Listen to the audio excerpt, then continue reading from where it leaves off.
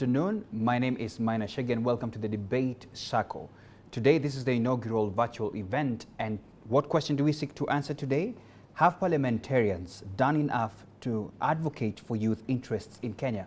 I repeat that question again. Have parliamentarians done enough to advocate for youth interests in Kenya today? Present today to help us answer that question is Honorable Isaac Mwaura. He's a nominated senator. So he sits in the Senate and is very vast with matters young people and all these things that we're going to ask today. And of course, Anthony Buluma, longtime friend, who is the CEO of the Kenya Young Parliamentarian Association. Gentlemen, welcome. Thank you. On the side of the questioners who are going to help us answer the questions today, we have our brilliant team seated just right next to our members right here. And I want to introduce them. We have Alex Ndegwa, who is a corporate and tax lawyer. We have Njuguna Masharia, full-time debater, part-time law student as well. And we have Jane Achieng, environmental scientist, part-time debate trainer as well. And Stephanie Washira, financial analyst and host the Debate Circle as well. Welcome as well. So before we commence the debate, I would like to just give a few house rules and procedures for debating. Each speaker on the floor, now that's the two of you gentlemen, will have a standard 7 minutes to just open up the session by telling us what Parliament has been doing to address and advocate youth matters in this country. So we have a maximum 7 minutes. However, as you speak on the 6th minute, you will hear the sound of a bell. Bell, that's the bell. It tells you that you have 1 minute to go so that you can sum up your conversations. And towards now, when you hit the 7 minute, the bell will go thrice. And that's it. It tells you you need to wrap up immediately. After the first rounds of speeches, there will be questioners, and each questioner, the 4 of them, will have 2 minutes to ask you questions based on what you have spoken, or maybe to interrogate what you have spoken about. And then the respondent will have the same time as well to respond to the questions. And I want to call upon our first speaker, and it's none other than our Honorable Isaac Mwaura, who is right here. Just open the session and tell us, has Parliament done enough, have parliamentarians done enough to advocate for youth interests in the country? What's in a name? A name, youth. You're called youth. And what does that mean to you? Is it in perpetuity? I remember very well when I was 28 years old, and I was looking at when I will be 35, and I thought to myself, wow, I mean, I have 7 good years to do something for myself. By the time I was 35, I thought, where did the 7 years go? I mean, it's very interesting. That we have the virility of the youth, the strength of imagination and character. So Parliament is really a hotbed of energy, especially for young people, the 43 of us, who in 2017 we were 35 or below. And we came together to form the Kenya Young Parliamentarians Association way back in 2013, an organization that has been existing since then. And it has done tremendous work to raise the profile of the young people in this country. So you may ask yourself, what have we done? Have we been able to deconstruct ageism with regards to how bureaucracy of government is profiled? I think my take is that yes and no. Yes, because there have been serious attempts to bring up legislation that has empowered young people, like AGPO, access to government procurement opportunities. This is one of the great, achievements on preferential procurement. The uptake, of course, has not been as good, but at least there is an opportunity for young people to actually market and commercialize their ideas. There has also been attempts to ensure that innovation is shored up through a motion that I sponsored on Youth Innovation Fund, which led to the creation of KENIA, the Kenya National Innovation Agency, that has supported some young people and the innovative ideas. The National Employment Authority, which also has been used to actually export labor in very considerably and bringing in billions of shillings. We are talking about the diaspora giving us about 300 billion shillings, and the National Employment Authority really has played a critical role, another bill, to empower the young people.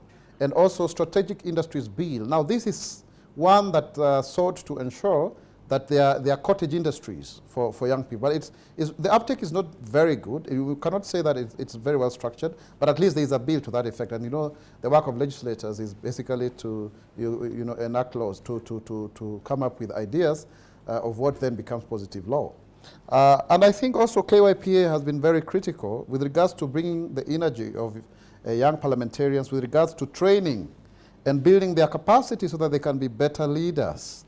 So right now, as we speak, I am the team leader for Leading Young program, a collaboration of John C. Maxwell, the great writer from America, International Christian Church and Fund Foundation. And we have seen the quality of personal mentorship and coaching that has transformed the outlook of many young people in Parliament, to the benefit of the Kenyan society in the long run, you see. Because you see, you've got to build on the personal integrity of leaders so that they form the sum total of a country's integrity. That I think is very, very important. We've also been able to, come up with, programs, where we invite young people. We have open days for Parliament because we want to inspire the next group of young leaders, including even mentoring, MCAs, young MCAs, but you can go on about, legislation. For example, right now, I'm sponsoring a bill called the Party Primaries Bill.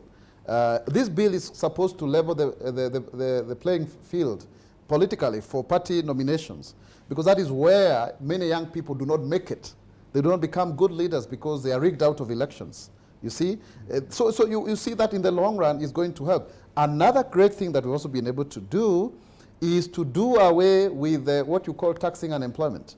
Doing away with the CRB rates, through a petition that I presented on behalf of young people and signed by young people, the issue to do with help, So that is a key achievement, for the society. That is basically, our median age is 19 years, over 50.3% of us are below the age of, Kenyans are below the age of 35, and maybe even more if you look at the latest, census. So basically, Parliament has been very keen on championing for young people, but it has not, and this is now the other side of my argument, it has not led necessarily to the changes that we aspire to see. Because you see, you cannot deconstruct ageism by simply being in Parliament for 5-6 years. It's a longer debate. It's a longer endeavor. Because the way the society is structured is such that those who are older, are richer, are more experienced, and so therefore they access more opportunities. And what do? They use that against young people. So that has not been attained as much. Number two is the lack of self-belief also in young people themselves, in terms of not taking up opportunities and wallowing in the miasma of lamentation. You see? That then you think like now, because there are these barriers, we are living in a very interesting society where people want everything instant. Before you'd send a letter to your loved one and it would take ages to come back. Today you just need a message. And then you see photos. I mean, anyway, let me not go beyond that. But that is exactly now the mentality of our young people. They are not able to be patient enough to work at it, because the fast way of communication is also taking away that opportunity to actually think through issues and to have the strength of character to withstand, the various negative, energy that comes from the pushback against what you are pursuing.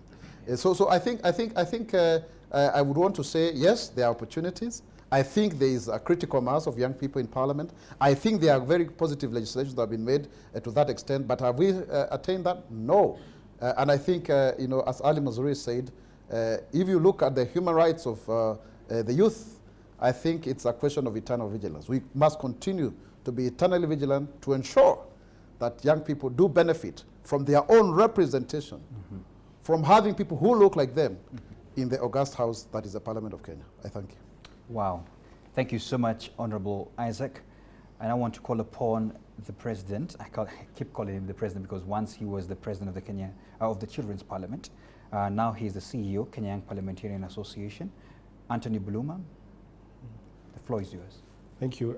First of all is to thank you for hosting us I must say that you put me in a very difficult place to share podium with my senior. Yes. Senator Isaac Mwaura also serves as a member of our executive of the Kenya Young Parliamentarians Association. And he's our team leader, as he's correctly put, of the Leading Young program. I think one of the most promising youth leadership program in this country, and probably even in the continent. I must say that when I joined Kenya Young Parliamentarians Association in 2013, he was one of the people who invited me to help in institutionalizing this particular organization, because the association was there since 2004. But they're the ones who moved towards revamping it and giving it life. And part of the processes included getting someone to lead the technical team. And that privilege has, among other things, helped me as a person to grow, but most importantly, also opened up avenues for young people to, in a more meaningful fashion, engage with Parliament. So maybe to delve onto the substance of how Parliament has probably responded or, created mechanisms on how young people can best benefit. I think when I got into KYPA, first of all, one of the things that we were confronted with was the fact that most young people were still living in the space of waiting for their time. You know, the way you've grown when you're 12, they tell you, not a time for you young people, it's not a time for youth, it's not a time for children and all that. So that was the background. You know, you're coming into a space where some have made it into Parliament, but they are still being told, your time is yet to come, just hold it on. So I think first things first that we were able to push is the whole idea of just creating an inspirational atmosphere for more young people to believe in themselves and believe that they can actually make a difference through Parliament. And that is what Kenya Young Parliamentarians Association has been able to do. And we've done this in several ways. One is opened up the doors of Parliament for young people to actually access. I will tell you that in the last Parliament, Senator Mwaura and others were very courteous enough to reach out to the speakers and request that young people be afforded an opportunity to actually share in the flow of Parliament and be able to debate like policymakers. That in itself is a space that you don't get every other day. And I can tell you, because of that one intervention, today you have Gideon Keter as a member of Parliament, you have Babu Owino as a member of Parliament, but the very first time that they accessed Parliament was courtesy of KYPA through the likes of Senator Mwaura when they were given that opportunity. So in terms of inspiration, we have given young people an opportunity to actually understand and appreciate that it doesn't take magic, it doesn't take just age, it takes your confidence and conviction and belief that you can actually be an agent of change and you proceed. Secondly, we have afforded young people an opportunity to be trained. By training, we are looking at giving them capacity to better understand how best to engage with Parliament. Because you understand that Parliament is a house of traditions, it's a house of procedures, it's a house of rules. So sometimes people miss out on potential opportunities to best engage with the legislators, purely on technicality issues. So what we've been doing constantly is bringing to the young people Parliament. We've hosted events such as Pizza Hangout. Pizza is really associated with youth. So we take the MPs there, they hang out with the youth, and they're able to, exchange ideas and understand what is it that members of Parliament do and how do they do it? How do you work with committees? And that in itself, just understanding the processes of Parliament has enabled very many young people to come out and, better engage you. We've seen a significant increase in the number of petitions that are being brought to the attention of Parliament. We've seen young people taking, active role when it comes to public participation on some of the key legislations that even senators cited. For example, I know for a fact the National Employment Authority legislation was purely born with full participation of the young people. Then thirdly, there has also been a component of education in terms of helping them to just appreciate what kind of a political system are we operating in. Because we were all introduced to this system, but very few of us quite have an understanding. So we have initiated strategic partnerships to the extent that we've even created what we call a reference group that is more or less an outside think tank for the MPs that regularly has an opportunity to interact with them and enrich their legislative work. What that has done is, For example, giving us an opportunity to push and fight. And I think Senator will be talking about one of the key legislations he's sponsoring in this current parliament on political party, like trying to reorganize or rearrange the political parties through the Political Parties Act. So we are trying to actually see ways on how more young people can be enlightened on what kind of a political system we are in, so that they come prepared, even as we encourage them to, take up more interest in terms of political leadership. Because a lot of us have really ventured onto other leadership other than politics, because the picture we've been given is that politics is only for either you are a proper goon. In the absence of a goon, you are extremely wealthy, so you have to go find your way and steal as much as you can to get into politics. But through young parliamentarians, more young people are getting inspired, and they're getting to believe that you can actually be a legislator purely based on your credentials. And that's why you have the likes of John Paul Mwirigi. I believe that he's part of the inspirational stories that you're talking about. Before him, there was another young person who was elected as an independent in the last parliament, Kinoti Gatobu, who made it to parliament without all this affluence and all the descriptions we give when it comes to qualifications to be a member of parliament. Wow. Thank you so much, Anthony. And I think he has put down the floor with exactly what has been happening down there as CEO of the many young parliamentarians that we have. I think we have a record number this time round, right? Yeah. We have 48. 48. Yeah. My goodness, Lord. That's a good number. That's a good number. So definitely representing the fact that we have the highest numbers of young people in this country. I want to send my sentiments now to the questioners. And I think we are going to start with Alex. Actually, no, Njuguna is going to start us off. What are your reactions to the comments? And I think you'll be mentioning who you're addressing this to. Please go ahead. Thank you very much. Thank you very much for your sentiments, senators. And I think one of the roles of parliament is to promote or protect the democratic structures. And some of the principles of democracy are some of the things you've been saying: accountability, participation, and representation. And I wanted to now question, Honorable Senator Mwaura, about some of these things that he said and how we can best make them more efficient, especially for the youth.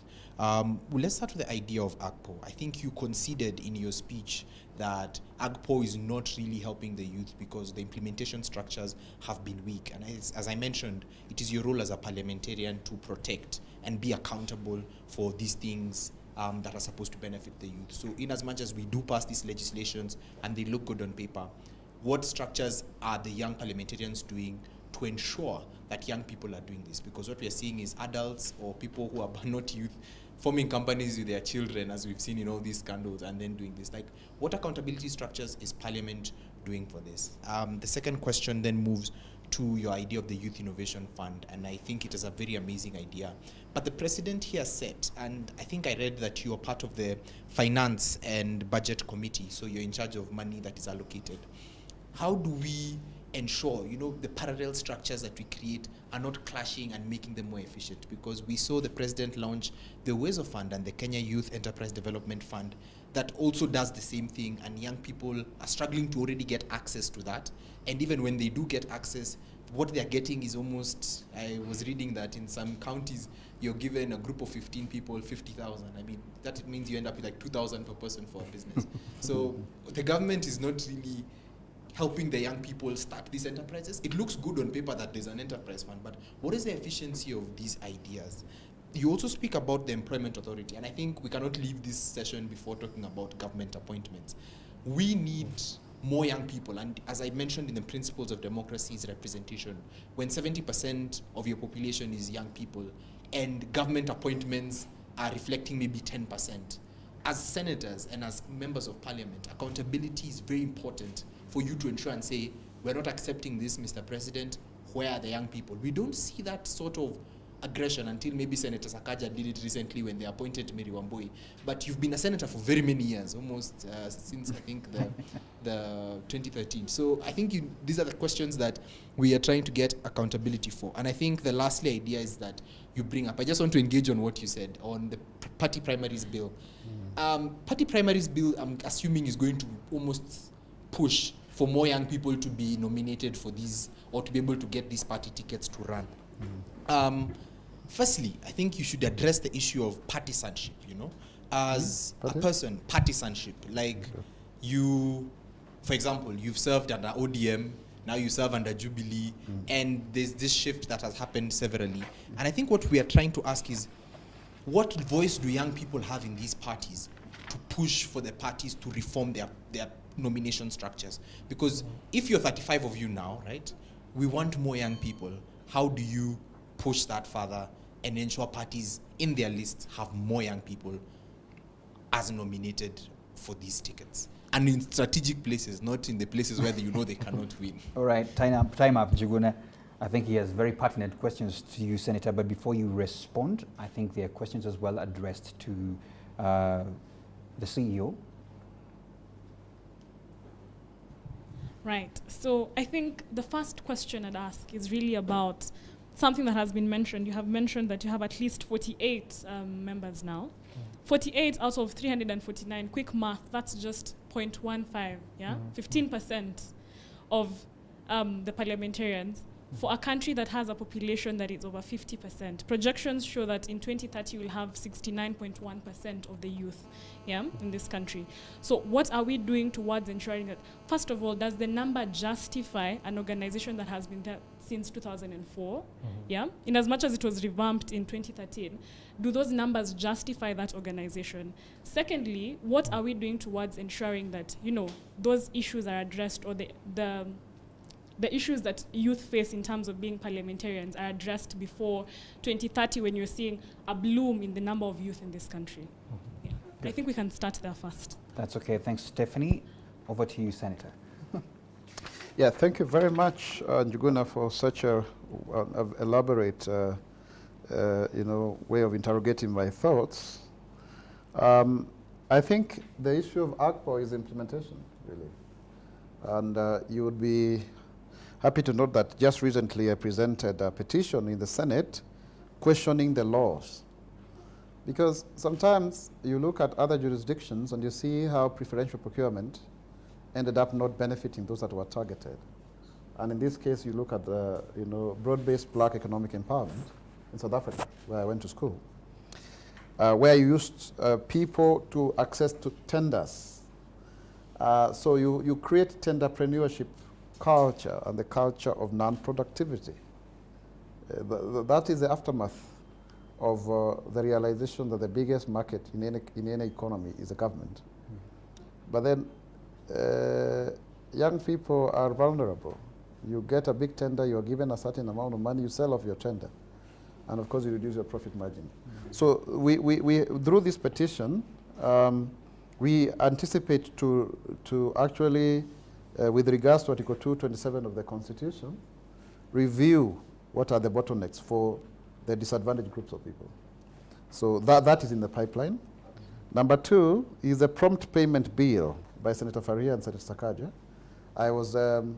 It's good to say also that I am now a member of the Speaker's panel, so I preside over the House of Senate now, assisting Senator Speaker Lusaka.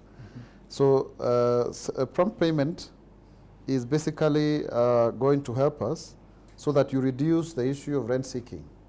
So that I'm hearing now there are people in the ministries called PIN number. For you to access payment, you have to give them something. So prompt payment bill, and there's a very good precedence in Rwanda. In Rwanda, you don't procure if you don't have the money in the budget. So our whole budget making process is skewed towards spending bills, and this is what is killing startups.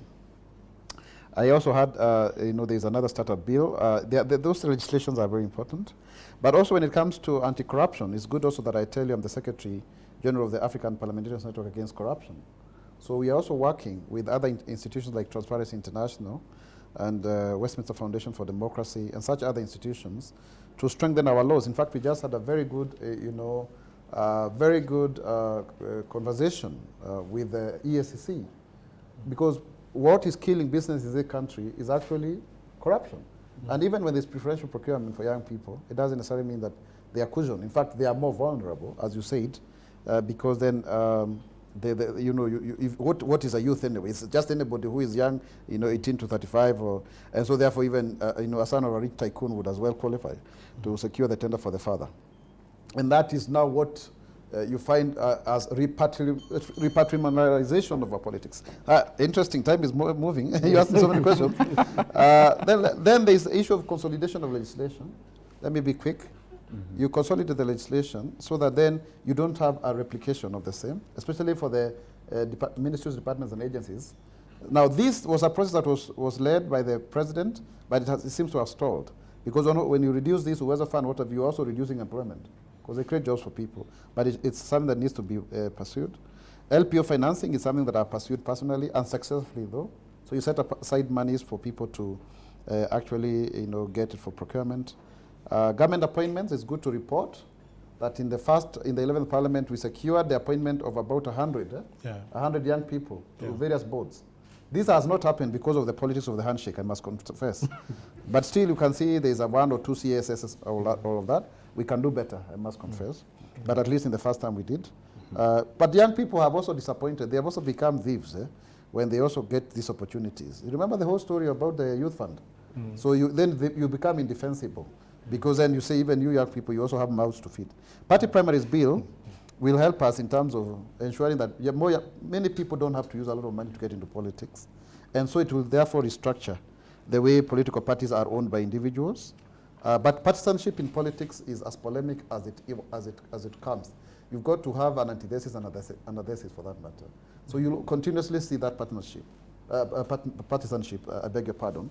And that is good for democracy because it is, even in science, you call it dialectic materialism, you know, where, you know, that's the friction is what causes movement. So may there be as much friction so that we can unearth the corruption and give more opportunities to young people. I thank you. Thank you so much, Senator. Over to you, Anthony, with your question. Just 2 questions. One is in terms of the disproportionate, in terms of the population of young people in the country versus representation. I must say that we are striving and working towards ensuring that there are more numbers of young people in parliament, because you realize that the last time this country witnessed such a population of young people in parliament was in 1963, and the last parliament, because the last parliament we were still 47. We were able to retain quite a number of seats and add more. So it means that there is progress in that direction, and we are hoping that with the good examples that we are trying to showcase, you know, in terms of when you go to parliament and check on the Hansard, the biggest contributors in terms of members sponsoring legislations are the young members of parliament. When you go to CDF, when they are ranking best performing constituencies, top 5 is always young parliamentarians. And it appears like more young people, when given a chance, are able to prove themselves. And we are using that as a case to negotiate for more young people who have interest in politics. We have also embarked on programs and partnering with political party youth leagues to try and strengthen their capacity so that those members of those youth leagues can have a voice in their parties, because a lot of the bigger population of people who join parliament are from political parties. Additionally, we are also working very closely with student leadership, because we realized that a good number of our membership were former student leaders, including Senator Mwaura. So we feel like partnering and trying to create a mentorship program with them would be of value to us. So those are some of the measures, and of course, coupled with the fact that through legislation, we're trying to also bring opportunities that will help young people be financially stable and use that also as part of their fundraising, funding their own campaigns. The second question, if I got it right, was how is KOPA trying to address youth issues? And you pointed out especially the fact that we have a Vision 2030. So are we waiting for Vision 2030? And we are doing little as far as now is concerned. I think the role of Parliament is well understood and as defined in the Constitution to oversight, legislate, and represent people. So we are trying to do our best within that space, ensuring that we oversight as effectively as we can, ensuring that we legislate with as many pieces of legislation that can make a difference as is possible, and ultimately ensuring that the issues of young people are well represented within the structures of Parliament. And beyond that, I think we've also been trying to champion for more opportunities for young people. Every time we see anything like an injustice, that has been meted against young people, we try and come out to speak against it. Maybe I should also point out that some of our members have tried to introduce legislations to try and mitigate on the corruption vice, because it's one of the things that have greatly affected young people. And Senator, I don't know that you're aware, there's a piece of legislation that is coming called the Whistle Protection Bill.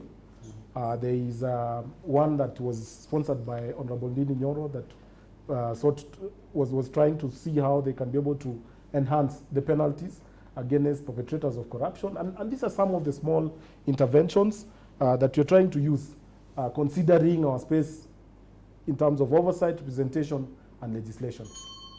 Great, right on time, right on time, right on time when I see you. There's a question on YouTube, and this I will address it to Honorable Isaac. And this gentleman is called Kamau Kelvin, and he's asking, have they tried, I think MPs, that's what he's trying to say, I think, have they tried to address the factors that lead to slow uptake of legislations that target youth?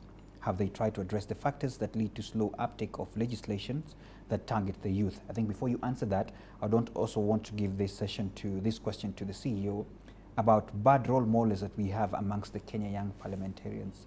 And which, because you're the CEO, I think you should, I don't know what you have to say of that. So this is a question of 1 minute each, so I think I can start with you, CEO, then Isaac can go ahead. Yeah, of course, in every market, there has to be a rotten potato or tomato. There seem to be so many in your Not quite. I think anyway. there are very many good examples and good role models that young people should actually look up to. Okay. Because I always say, filter everything on a screen of truth. And the screen of truth in this situation is you pick somebody that has values that you identify with. Mm-hmm. And I think if you go to the archives of our media and all that, you'll actually see some very good stories, save for the very few incidences that have happened. And from our level, we're also trying to do something about it. That's why Senator spoke about this program that we've introduced, the Leading Young program. That program has intention of, first of all, molding and shaping young members to be different leaders who are driven by values. And we have assigned to each one of them a life coach. You know, it's something that is not had in this part of the world. Life coach and the whole concept is very popular in the West. Okay. But we have introduced that in Kenya. And it was actually launched or inaugurated by John Maxwell, who is known as a leadership guru. So we hope that this small intervention would positively impact on the leadership of especially the young parliamentarians. And I'll just advise the young man, pick your role model. Thank you for that. But before, Isaac, you come in, let me just prompt our viewers that you can send in your questions live. We're here just getting to answer this big question. Have parliamentarians done enough to advocate for youth interest in Kenya? Representatives, definitely, Honorable Senator Mwaura, and the CEO, Kenya Young Parliamentarian Association, Anthony Buluma. Over to you, Senator. Yeah, thank you very much for that great question.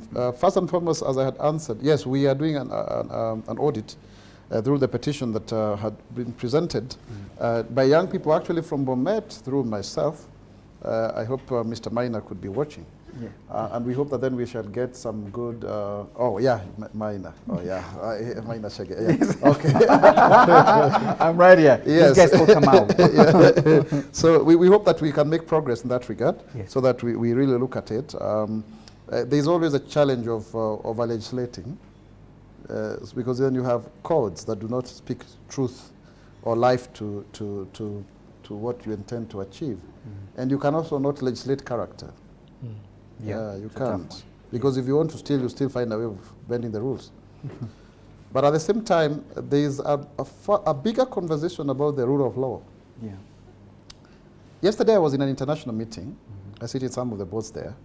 And somebody was at pains to say that she's a law professor, but she cannot practice law. And if she's to make some documents that we wanted her to do on voluntary basis, she has to be very clear that she does not seem to be practicing that law, because maybe she's compensated for not practicing.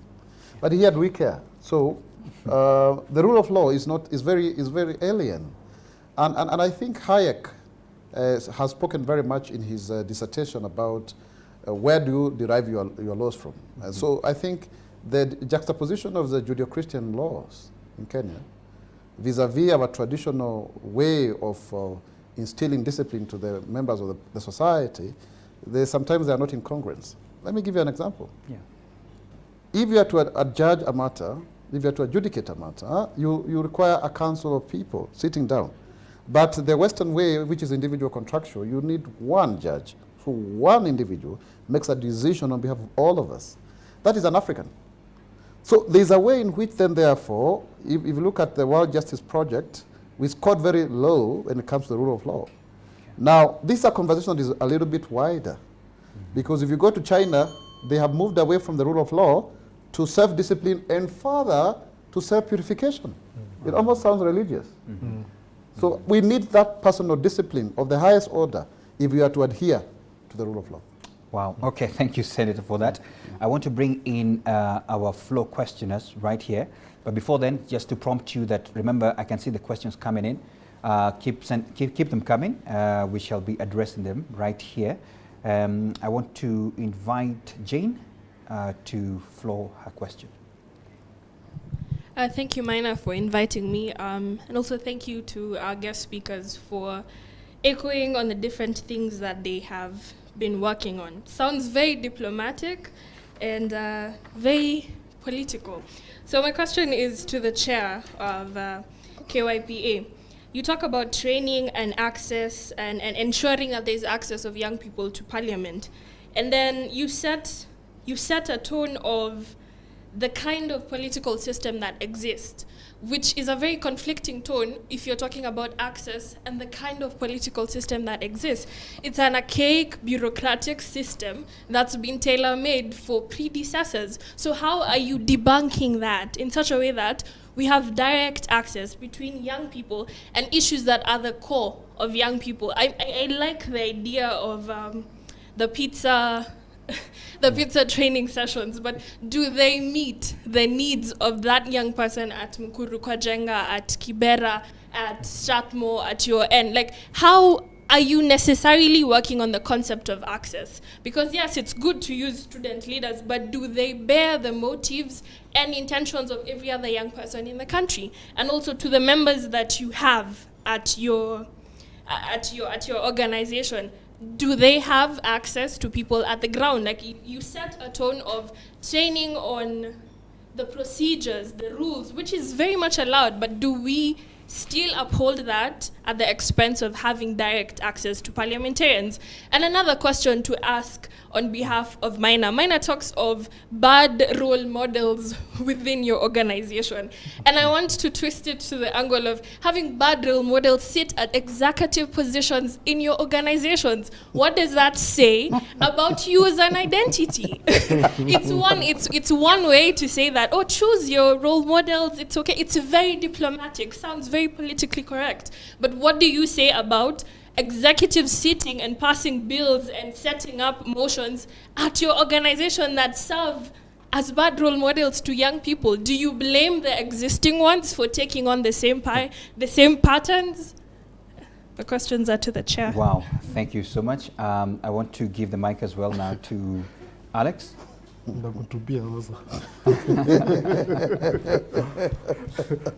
So Alex, the floor is yours. I really hope that the AC is quite on where Buluma is sitting. Yes, we have some AC here.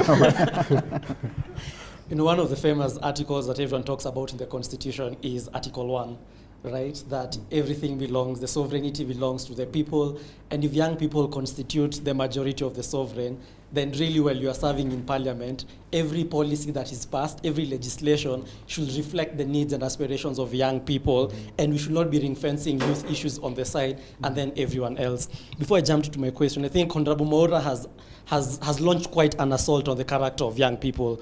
You know, talking about that young people don't have self-belief. If I walk into a bank and I want a loan, I don't have security. If I tell them I'm bringing self-belief to the table, I'm not going to get a loan. So stating that almost all the failures in implementing policies in Kenya are hinged on the character of young people because they don't have self-belief is quite a way to evade yourself from the real issue. Number two, you said about young people once given opportunities, they are thieves. and that's why opportunities are not going to them. So if their elders are stealing and young people are stealing, then the level playing field dictates that opportunity is equal to both sides, correct? Now, I just want to jump right into the National Employment Authority. It's a beautiful act, and I think most young MPs have used it to show what they've done in terms of creating employment. But let's just go back to reality. As an employer, what do you consider if I'm supposed to hire a young person?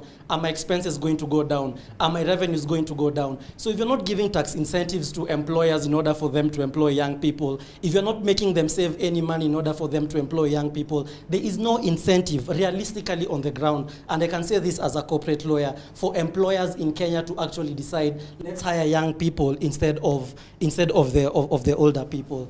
Buluma, in terms of representation, how do you keep your members accountable? Well, you have MPs like Naisuda and Ndindi Nyoro having over 400 plus appearances. You also have, I think you mentioned John Mwirigi as having inspired young people. He hasn't inspired me. He has only spoken 6 times in parliament since 2017. You have other guys like Alexander Kosgei has only spoken 6 times in parliament. Even before we go to where Njuguna is talking about, how do you ensure more young people are there in the next parliament? What is the audit of the current members, the current young members that we have right now in parliament? Loaded questions there. Alex, thank you so much. And Jane. Now, I don't know where the seat is hotter, so that at least can offload. But I think I want to start with you, Anthony, CEO, so that at least you can respond to the questions directed to you. Over to you. Wow. Those are just very profound questions and candid. Yes. And I'll try to be as candid as I can because I think your first question was in terms of some of the things that I pointed out. The example of Pizza Hangout was just one amongst many other situations that we have created to interact with young people. Of course, we do a lot of grassroots engagements. I can tell you we've been to Murang'a, I can tell you we've been to Kakamega, I can tell you we've been to Kitui Interior, I can tell you we've been to Kiambu, I can tell you we've been to Mombasa, many other parts of the country.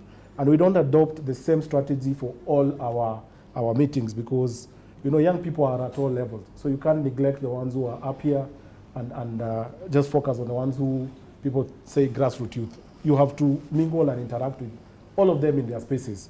We find it easier sometimes to work with student formations because they're already organized. So getting into their space is much easier to get the quick wins that you're looking for in terms of providing opportunities for young people. But equally, we are in partnership with many other youth outfits. Youth serving organizations are part of our affiliates and our partners, among other interventions. Additionally, just recently, we were able to sponsor what we call the National Youth Council Act that will soon be assented to by the President that provides a framework on how young people can engage from the grassroots. And we are hoping that through this avenue, it will also be an opportunity for us to enrich our work by constantly having an opportunity to interact with youth who've been identified from grassroots. Beyond that, we afford them an opportunity.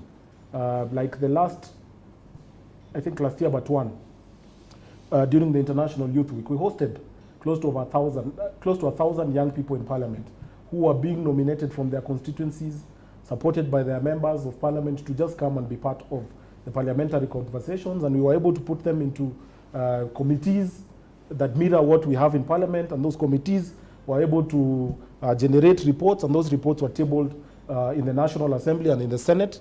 In the National Assembly, they were tabled by Honorable Gideon Keter. In the Senate, they were tabled by Senator Mercy Chebeni.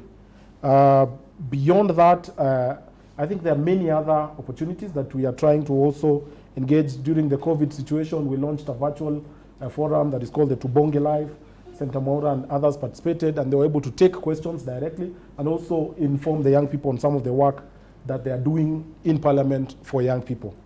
Bad role model sitting at the helm of our leadership is a very difficult question, especially for a CEO, because I think I serve at the pleasure of not just the members, of course, but the young people. But I like saying that we are doing our part, and I can't account for every one member of Parliament and what they do beyond our walls or our space. And that's why, from our end, we want to introduce programs that could be beneficial to them. Because again, you know, we are a reflection of what happens in the society. Just that the leaders bear, you know, the bigger chunk in terms of responsibility. And we've tried so hard to make sure that we showcase also the good side of young people, so that we portray or project the better role models. And that's why I said, and probably there was a misunderstanding in that statement, that young people should actually identify more with those that you look up to and say, this one has values that I associate with. Like myself, I don't mind associating with the values of Senator Mwaura because I know him, I can interact with his way of articulating issues and all that.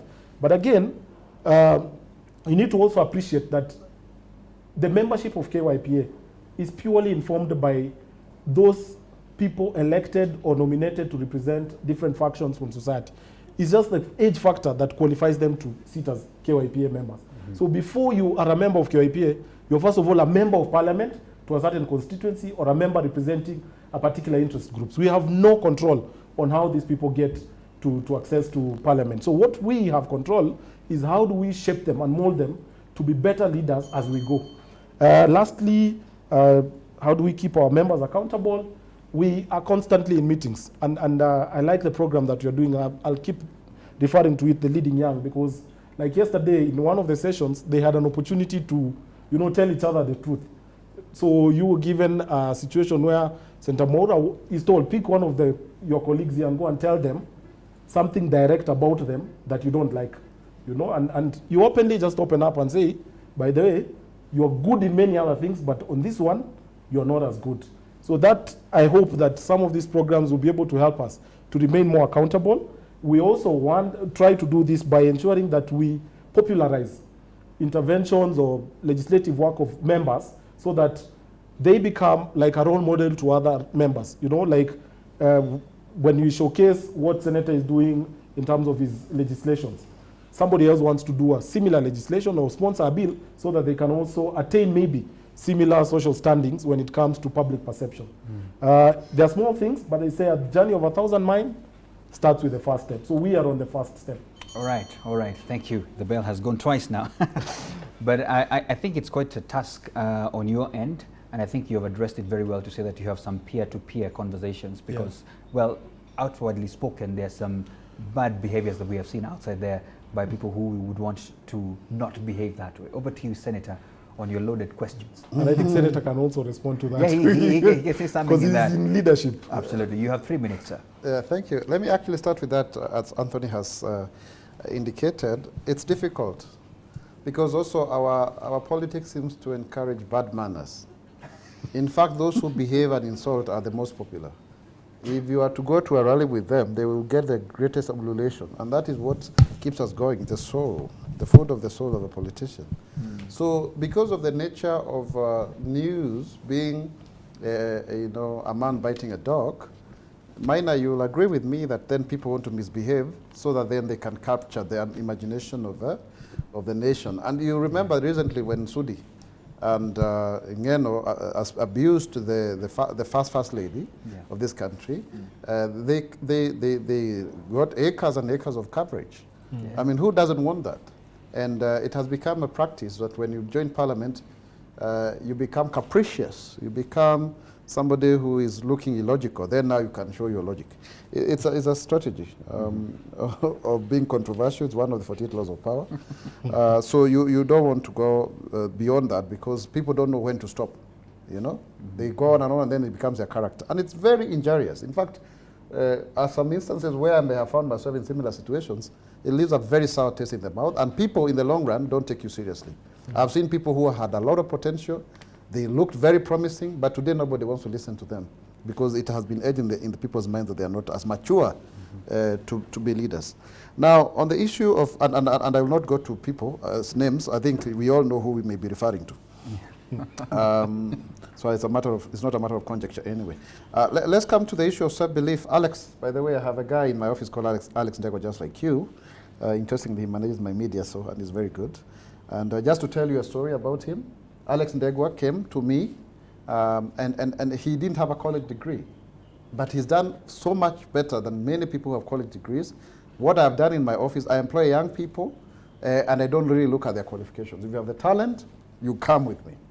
And just recently, I was also able to push quite a number of them to get opportunities, about 70 of them, employment opportunities away. So we do that, only that sometimes the people you help also turn around and abuse you. But anyway, that's the challenge of mentorship, and I have reflections about mentorship. If those of us who follow me, you see my many reflections on Mwaura Speaks, you'll find a lot of good thoughts there. But self-belief is paramount. It's not something that we can back out on, because self-confidence takes you a longer way. It cannot be used to fight young people, I must confess, but it's a critical ingredient of the core partnership between opportunity and preparedness.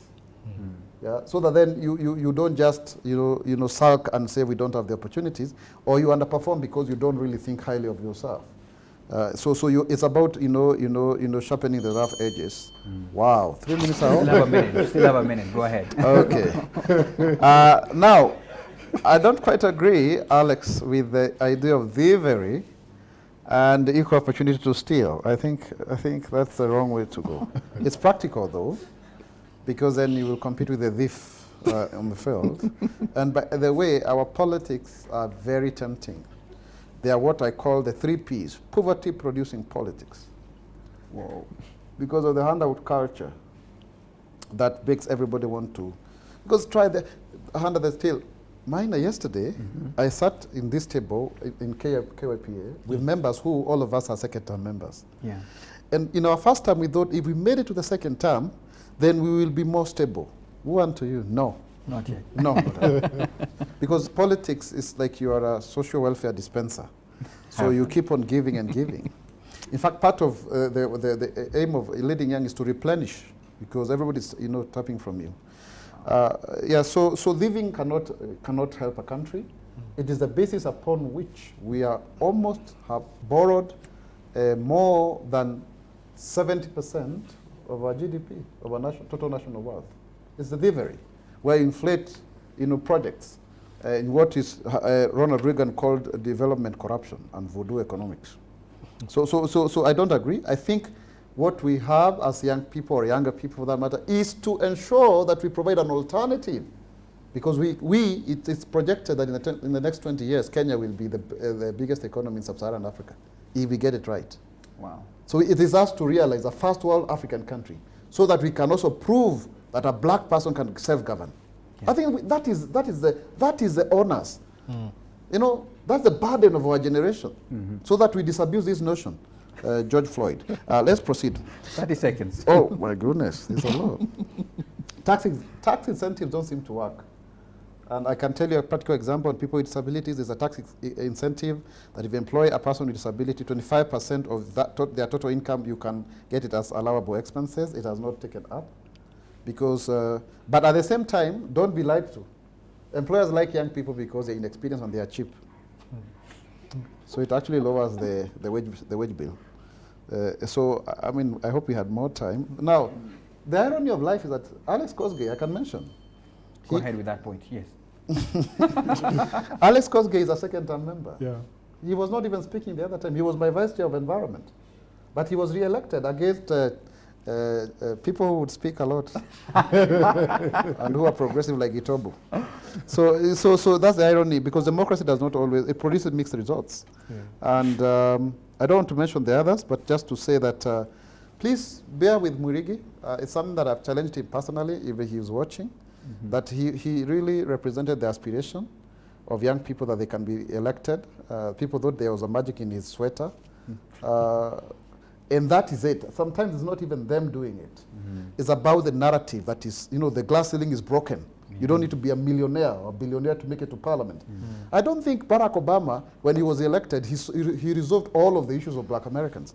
But he proved that America can be led by a black person, and successfully so much so than Donald Trump. Thank you. Thank you. Controversial there, somebody would say. So let me get straight to the online questions that we have. There's a person by the name Taicho Munaita, and this is the question he's asking. I don't know whether it's a he or she. What are they doing to ensure civic voter education amongst the underprivileged youth? I think this is a question I could address to you, Bwana CEO. What are you doing to ensure civic voter education amongst the underprivileged youth? And then the other second follow-up question is, how are they alerting youth who will form the majority of voters in 2022 in their electoral roles? So I think I've shared that amongst the two of you. Let me go ahead and read a comment. This is Kamau Kevin again saying, it has been rightly said that the 1963 parliament was among the youngest ever in its composition. Somehow we have lost the plot. What do we have to do to prevent this from happening, and what led to this situation? I think that's a comment you can give it. 1963, apparently, according to Kamau, was the youngest ever. Then Millicent Obare asks, what have you done about educating youths against being misused by politicians during campaigns? I think that's a question that can be answered by both of you. What have you done in educating young people against being misused by politicians during campaigns? Bwana CEO, I want to throw this to you to start over with that civic voter education amongst the underprivileged. Maina, I think before we move on, there's a Yes. question around this very same question you asked about Go ahead. Yes. the 1963 parliament being one of the most youthful, yeah? Yeah. I think what we see is a situation where we have one-hit wonders. And that then becomes a problem, because if the youth agenda is what we're really chasing, then it shouldn't end with one person who leaves parliament. And I think Mheshimiwa has talked about it, and he said we cannot deconstruct ageism in 5 to 6 years. We don't have to. Systems are not built in a day, they will not be taken down in a day. But what systems are there in place to ensure the continuity of the youth agenda? What systems are there in place to ensure that if someone leaves a youth spot today, if they are, I don't know, their time is up or something along those lines, that the person who will fill that very same spot is a youth who will further the agenda of the youth? Because what we see, and I think that is something you talked about, the fact that you derive your mandate from, of course, the legislation and, of course, the oversight legislation. There's things you cannot legislate. When you look at the stereotypes on the ground, the stereotype that says that we have to vote for someone who's a certain age gap, the people who've been there for the longest time, the recycling nature of Kenyans, what are you doing outside of your mandate to ensure that it is easier for someone to get to the very same spot that someone else was there before? Or are we seeing situations where we have someone who comes and once they leave, someone who's 70 takes up their place? Are we seeing initiatives like the Run for Something initiative, where someone who is a worthy leader who cannot afford, because campaigns are very expensive, elections are very expensive. What are we doing towards ensuring that these people who cannot afford to be in those positions are well taken care of? Who are your donors? Are these things or are these angles you can explore towards that effect? Yeah. Wow. And maybe before you answer that, I hope you've noted that, my guests today, if there is any other question from the questioners today on the floor, I think let me pass the mic to Njuguna. Njuguna, you could just floor them so that they can take their last, because time is almost up on our end. Yes, go ahead. I think the last question I had, and it's on what most people are feeling, especially about this issue of accountability of members. And CEO has said that you cannot hold these people accountable because they're brought by, the people, and you have to deal with them as they are. Senator has also said the same thing. I think then the question becomes, what whipping structures exist for you within this parliament? Because in as much as you cannot control what they do, there's whipping which you can do and say, you have faith, because as you said, these things affect you, because when they misbehave, it's now young people who are misbehaving. The whole country looks like young people are just rogue. What whipping structures do you have to say, we're de-whipping you, leave here, even if it's a partisan issue? As KYPA, you're an association, you're almost like a caucus. You can whip people and say, because of your actions being almost counterintuitive to what we as an objective or our organization are, this is what we are doing as repercussions, and almost lobbying against that whipping, because we cannot say that we cannot do anything. You have whipping powers and no one seems to be using it. You're afraid of calling each other out, even publicly, because of political reasons. So what whipping structures have you implemented, or do you think should be implemented? Thank you, Njuguna, for that question. I think I may want to pass the mic back to Jane. My question goes bado to Mheshimiwa Isaac, and it's on something that Njuguna had echoed on, having youth initiatives that kind of overlap each other, having agendas that tackle the same issue, but we have 10 different versions of them. It's just like with the question of Kazi kwa Vijana, which was in 2009, and then Kazi Mtaani in 2020. We're seeing a precedent of parliament to be reactive more than thinking of the future of the young people in this country. What sustainability aspect does parliament, or do you think you have, that is aiming at the longevity of projects, or how to tackle things going forward? Because we're seeing a very consistent tendency of coming up with portfolios, organizations that tackle the issues when it happens. We're not seeing a representation of parliament that looks at projects from a sustainability angle. So I'd just like to get that, because you talked about the youth and instant gratification, yet the government is consistently just reacting to our issues. All right, noted. Let's go to Alex. Sorry, just two questions. One for Buluma. I think number one is we keep hearing we have this legislation coming up, we have this policy coming up, we have this and this coming up. So I just wanted to know, do you have a structure where every single year you do a performance evaluation and assessment? Look at, this is the legislation that we passed, this is how much it benefited young people, these are the number of young people. So should we strengthen this legislation instead of coming up with a new one? Because we're not going to legislate our way out of young people's problems. Number two, maybe just to Honorable Mwaura from his experience in Parliament. We know that committees are very powerful in terms of legislation and oversight and all the other parliamentary processes. Yet today in my research of the committees in the National Assembly, I found out that there are certain committees that don't have young people. So how do you ensure that all those committees have young people represented? And number two, how do you leverage that, so that in terms of, I think what Steph raised about resource allocation, the young members of parliament in the Budget and Appropriations Committee should be at the forefront of ensuring that over the years, the amount of money that is allocated to young people's programs keep on increasing. So how do you leverage that? Great, and I want to close that session of the questions with Stephanie. Quick follow-up that you had, and then I think Alex has addressed it. The concept of, we keep hearing that the uptake is one thing, we're having challenges with enacting the laws. What is the essence of constantly having new laws if the ones that are there cannot be followed up? We've talked about having, tenders, the concept of tendering and how 70% should be benefiting women and children. Those are the things that we should be working on now. Those are the things that would benefit people. But for as long as we're not taking account of how far they've gone, having new legislations to that effect will not help. We cannot over-legislate ourselves into success, like he said. Okay. And I think you meant 30% for the youth and women. Okay. So it's quite loaded questions, and these are the final ones. So I hope our timekeeper can give them each at least 4 minutes to address adequately. I think for Senator, you can give him 4.23 minutes because he has a lot of things to say. So, Senator, let me start with you because you have quite some questions there. The way you shall understand and flow with them. Wonderful. I think, Anthony, I will also ask of you to comment on even some that were meant for me. Sure. Okay, just in case I do not bring out all the points. Number one is that there is also loss of confidence and leadership when it comes to the 1963 question.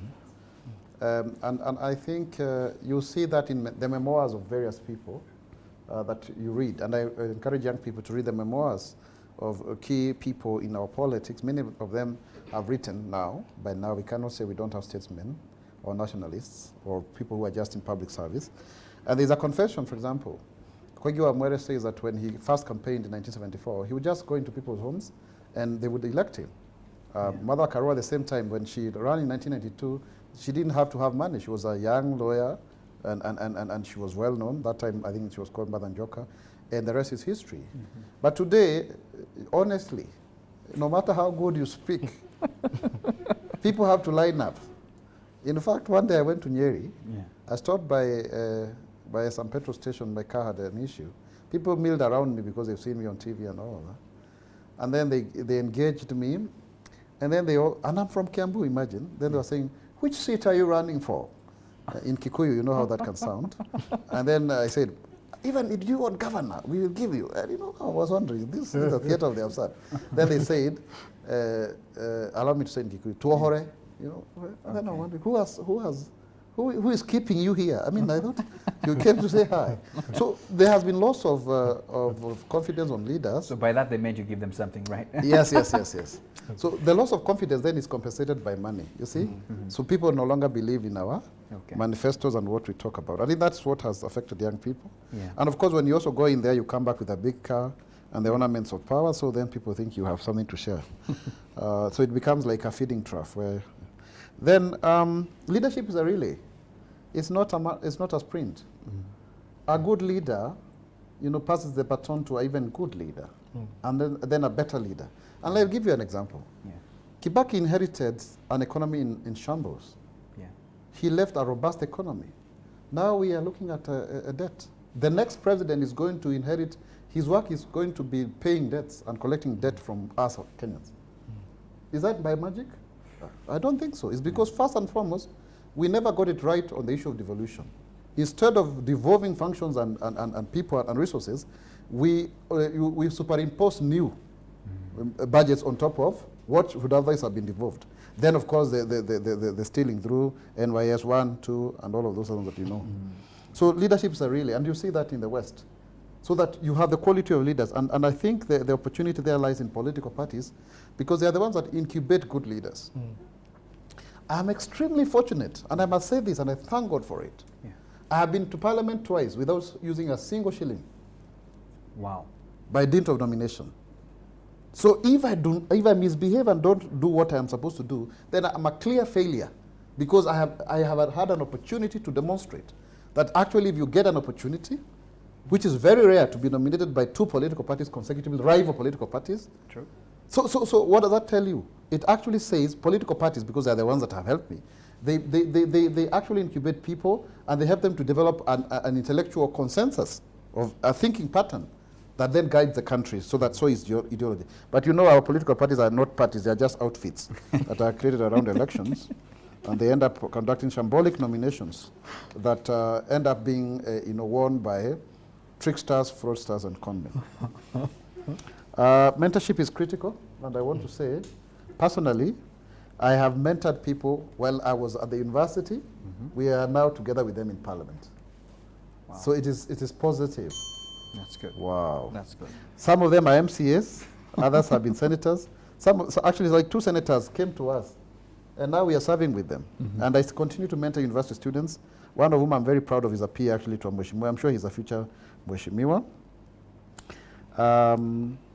I think, let me comment, I don't need to say something, but allow me to end up with a quote. Yeah. But let me just comment about KYPA so that, no, Jane, by the way, no, it would be unfair not to answer your question. You speak very well, you have very good English, isn't it? I want to know which school you went to, anyway. Yeah. Oh, yeah, anyway. You speak very well. I think the dilemma of leadership is that you must address the issue when it arises, but also at the same time thinking long term. Now, Miles Monroe says, politicians are for elections, leaders are for generation. So you must stop being a politician and become a political leader. You twin the two. Okay.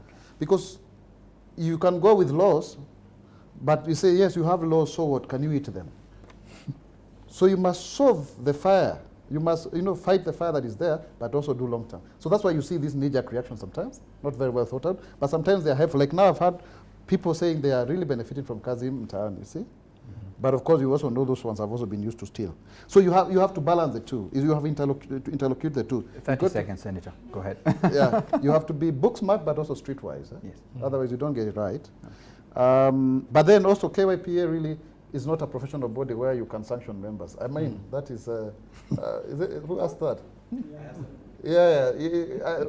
Buluma will tell you. If I start now, publicly thrashing Babu Owino for his shooting incident, it will definitely, the question is that na wewe pia ukifanya makosa utaambiwa namna gani? So I think it's asking too much. Maybe Parliament, because it has got its own ways of disciplining members, should be more forceful in the Powers and Privileges Committee, so that then you are unbecoming of a parliamentarian. But KYPA is, maybe with time, but we have not attained that social capital to actually act on our members. But if you really grossly misbehave, you can be voted out of office. Allow me to read an article on mentorship. No, not an article, sorry. A quote, and then I will be done. And I was surprised there's going to be an article. No, sorry, I beg your pardon. Yeah. But I write for The Star every Friday. Yes. I have a column. They are called Isaac Mwaura, The Star. So literally. So please join me, because I share my thoughts every time. Okay. And we must also intellectualize our politics, so that you don't just end up being somebody. Let me read for you this quote. Mentorship simulates parenthood, Sometimes the people you mentor make you very proud. At times, they disappoint you, are even disrespectful and crude. It hurts, but you still mentor more. Sharing your life and its lessons with others is a worthwhile, real and tangible way to make change to the world. Now that is for those who mentor. Then another one, this is the final one. Please remember mentorship. Number 2, as you mentor others, augment your competencies and capabilities to even greater heights. Conversely, you may become resentful of your mentees as they catch up, thus creating roadblocks to their progress and negating that which you once nurtured. Don't forget yourself. Thank you. All right, thank you for those remarks. There were 4 minutes and some extra seconds. Let me not mention them. Over to you, CEO. Thank you, Maina. I think my questions were quite direct. One is on what are we doing insofar as civic voter education and how to basically provide information for young people on the political systems and all these issues. I think we are not very strong when it comes to issues of civic education because I don't think that's one of our strengths. But we have constantly been partnering with organizations such as Uraia that are very big when it comes to civic education, and we engage with them regularly. There are many other entities that are also very big on this, and what they do is invite and we avail our members to just be part of the civic engagement processes where they're able to respond to questions, provide clarifications on matters to do with their mandate, on legislation and what have you. And that's one of the avenues that we are using to nurture young people in terms of sharing of information. I think the other question was on what are we doing to ensure that there's perpetuity of the youth agenda. And I want to bring to your attention that in this parliament, we don't have like a stand-alone committee that is just focused exclusively on matters young people. And it's a fight that we've been having. And what I have embarked on is recently we launched something called the Meaningful Youth Engagement Framework. We partnered with AMREF to be able to introduce that. And what this framework is supposed to do or will be doing is we're going to launch, we'll be inaugurating something called a toolkit that informs how young people can effectively and in a more meaningful way. You know, you can engage with Parliament, but as an entertainer, you know, they invite you to go and play, you know, like a dance or whatever when there are important events in Parliament. But we want youth to actually engage with Parliament in a more meaningful and beneficial fashion. So we launched this framework, and probably you'll be seeing a lot of it. We just presented it to the Speaker of the National Assembly, who's the chair of the PSC for mainstreaming, because the challenge with Parliament has been the agenda of young people has not been mainstreamed. So a lot of it is at the periphery, you know, as you correctly asserted. And that's what we want to actually take ourselves away from. So we're hoping that this particular framework would be the savior for young people, because it will provide an avenue for Parliament to now properly and deliberately implement youth-friendly policies towards creating a more youth-friendly Parliament. And as we roll that out, we'll be happy to also engage with some of you. How do we enforce discipline and accountability of our membership? I think Senator has spoken to that. It's very difficult sometimes to enforce some of these things because you remember at the end of the day, and if you had even some of the MPs, when they are caught in these situations, they always make reference to where they come from, you know, like I was elected by my people, you know, they have no problem with it. And I think even to cite one example was when there was an issue with Babu's case, even ODM as a party, people were calling them out and saying, why don't you pronounce yourself on this? And they say, you see, it's not one of those things that they want to rush and maybe, in fact, the party has more powers when it comes to enforcing discipline as compared to KYPA, because again, the members who join KYPA, it's purely also on a voluntary basis. We don't like compel them. You know, it's on voluntary, and it's because most of them share not just age but probably thinking. And even if you look at the background of KYPA, it was born in the year 2004 by the current Supreme Court Judge Njoki Ndung'u. And the reason why they created it was at that particular time they wanted to pass the Sexual Offences Act, and the problem was there was a clear disconnect between their senior colleagues and quite a chunk of the younger legislators because their propositions were very radical. In fact, I remember in one of the debates, because at that point I was the president of the Children's Cabinet, and we had vested interest in the discussion. So we went to Parliament, and I remember one of the senior colleagues, making an assertion or a claim that if this law was to pass, by then it was a bill, it is as good as taking to jail over 1 million cases because of the provisions of that particular act. So those are some of the reasons why these young people now started saying, well, then we need to actually debunk this type of thinking and move towards a shared interest. In terms of performance evaluation, we try as much as we can to constantly be doing what you call legislative audits to try and ascertain whether the legislations we passed have any impact on young people. Like about the 30%, it compels all government agencies to make sure that young people access this opportunity. So pretty soon, maybe in another 2 or 3 months, we'll be launching what we call a list of shame. In fact, it's an ongoing process that is trying to review the impact of 30%, the AGPO law. And then we will be releasing that list of shame because we raised it in the last legislative summit, the last summit, youth summit that was done in State House. And we raised it to the attention of the president, and he promised that the day we release this list of shame, we'll be happy to take action against government agencies that are not complying. So we hope that that piece of legislation will be able to attract a lot of goodwill. You know about the Mary Wambui situation. If you go to the facts of that particular case, it's KYPA that actually took Mary Wambui to court.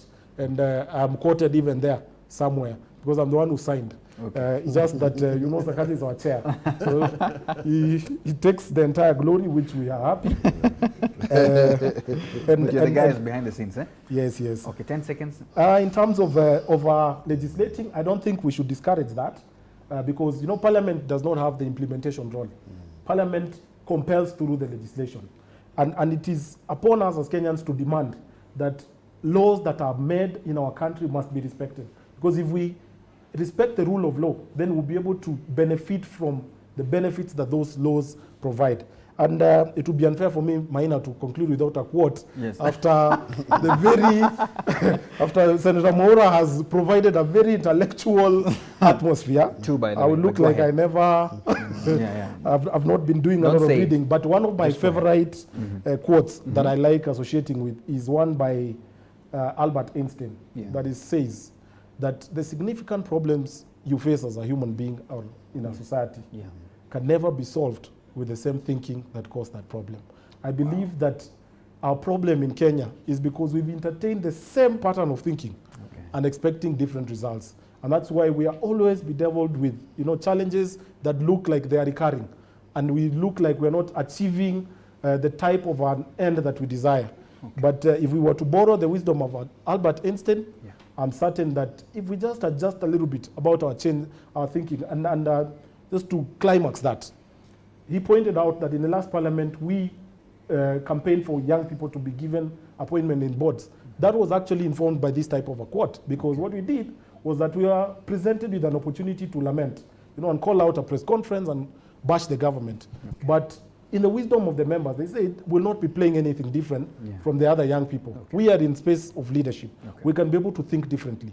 And that is when they reached out to the presidency and presented names as an alternative and said, in your wisdom, as you make these decisions, please remember that there are young people also with qualifications, and here are some of the list. And that's how this was able to be achieved. And I believe that we are in the same space. Excellent submissions. Thank you so much, Bwana CEO. Thank you so much, Isaac. So our concluding remarks, because you have already given your concluding remarks with amazing quotes that we have taken home, but I can tell, Senator, you want to conclude. Yes. I'll give you a chance. I'll give you a chance, and this is how I want to conclude this session of answering this question. And I'm going to throw it to the questioners. They're only going to answer this question with their own sentence. It's a sentence, all right? So in your own opinion from this discussion, do you feel that parliamentarians have done enough from the assertions given here by our two panelists? I want to start with you, Alex, because you have the mic. One sentence, please. The motto of my primary school was always, there's always room for improvement. Okay, that's a good one. That's a good one. Who has the mic at the front? Please go ahead. Also me, the motto at my high school was nothing but the best. And I don't think they've really done the best. Okay, that's okay. That's okay. That's all right. Let me go to you, Jane. As an African black woman, I'd strongly disagree with that sentiment. Yeah. It's all right. I don't know whether my pilots have done fair enough, but let me go ahead to Stephanie. There's a quote that usually says, you can sway 1,000 people that agree to the prejudice. It's faster than you can sway one person that agree to the prejudice. I might just be that one person, but I'm not yet. Not yet there. You're on your way there. You're going to answer that question as well, panelists, with your concluding remarks, and this is going to be a minute round. Do you feel, and I know you were trying to represent this, but even in this question, when you sit back by yourself, have you done enough for the young people in this nation? So it's a very quick answer with your concluding remarks, which could be in a minute. Senator, let me start with you. If we had done so, then we would have actually worked ourselves out of the job. So definitely not yet. And I want to end with 2 quotes. Yeah. One, if you are not at the table, you are on the menu. So basically, young people must be at the table. And finally, Africa will not be changed by a single election, but by 1,000 changes in those small places that look insignificant, and by ordinary people, in this case young people, who may never be celebrated. Their only recognition will be the sparkles dotting all over this great continent that will eventually light up in unison in a moment of ubiquitous transformation. Thank you. Wow. Good ending. I don't know whether, Tony, you have another quote by you. Please give your concluding remarks. I think We can give him a quote. You can give him a quote. Don't Someone it. might say it out of line. Please yeah, go but ahead. I think enough, not yet, but I think I'm more interested in what I am doing. Yeah. And I believe in one principle of leadership, which is the greatest leader is one who raises greater leader than themselves. And I think my preoccupation as at now is just trying to generate as many greater leaders as will be possible. And I think that is where we'll be able to be measured, because we are not going to be measured by all these beautiful words that people want to use, but by the deliver in terms of the content of the character of the leaders that we raise. Yeah. Because we are what we elect, we are who we elect. Yeah. Yeah, so that's my preoccupation. But ACO, are you considering joining Parliament as well? Yeah. It's a question. Are you considering? Yeah. Oh, okay. Okay. So It's a very attractive space. But also, Minor, yes. please also, because you see, Anthony has said something very profound, Wow. that the secret of leadership is by allowing others to lead. He's playing a very critical role Yeah. in making the leaders that have been elected to be better leaders. Wow.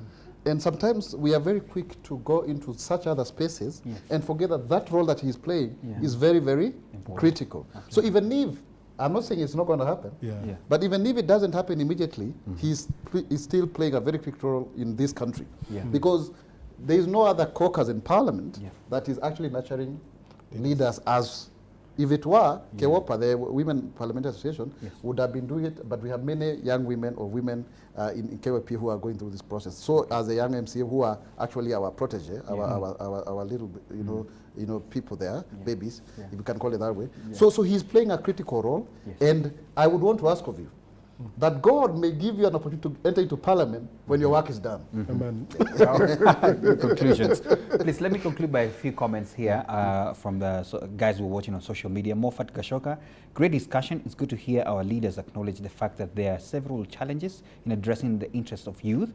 There's a lot to be done. From YouTube, Kamau Kevin again, great discussion. We should have more of this, very interesting. Let the MPs be in touch with the youth. We are the future. So I think keep on keeping on, if that's the word to use. And then there's another comment here. When he talks of memoirs, I don't know, I think that's to you, Senator.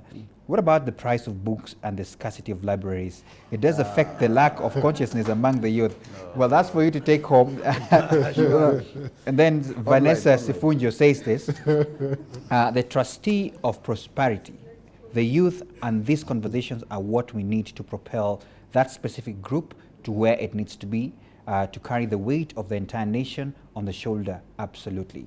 I don't have a comment or a quote to end this session with, but just to thank all our online viewers who are there on Twitter, YouTube, and Facebook. Thanks a lot for your discussions, and as well thank our panelists for making time, especially the busy senator.